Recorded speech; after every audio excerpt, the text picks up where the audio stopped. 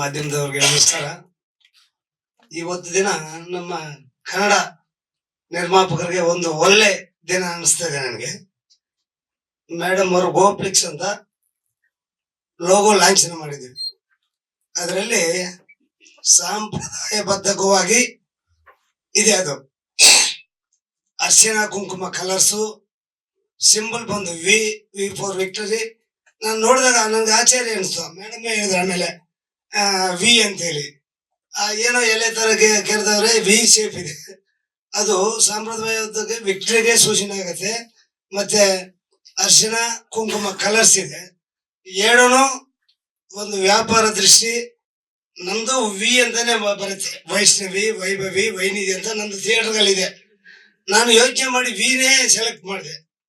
ನನ್ನ ಲೇಬರ್ಟ್ ಹೆಸರು ವಿ ಇಂದಾನೆ ಸ್ಟಾರ್ಟ್ ಮಾಡಿದೆ. ನಮ್ದು ಯಾವುದೇ ಬಿಸ್ನೆಸ್ ಆದಾಗ ವಿ,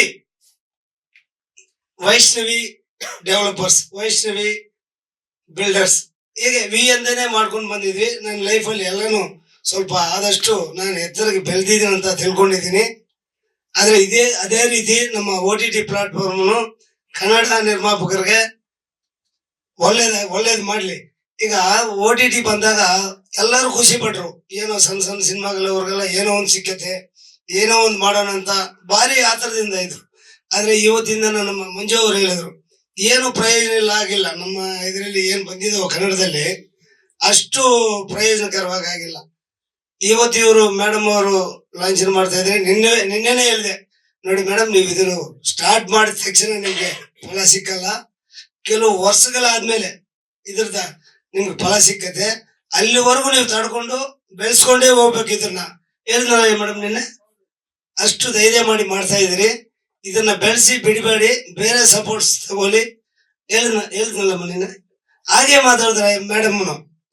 ಹಂಗೆ ಇದು ಎಲ್ಲ ಕನ್ನಡ ನಿರ್ಮಾಪಕರು ಒಳ್ಳೇದಾಗ್ಲಿ.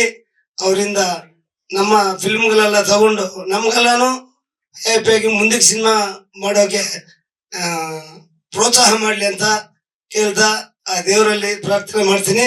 ಇವ್ರದ್ದು ಇನ್ನೂ ಎತ್ತರಕ್ಕೆ ಬೆಳೀಲಿ ಅಂತ ಹೇಳಿ ಪ್ರಾರ್ಥನೆ ಮಾಡ್ತಾ ನಮಸ್ಕಾರ.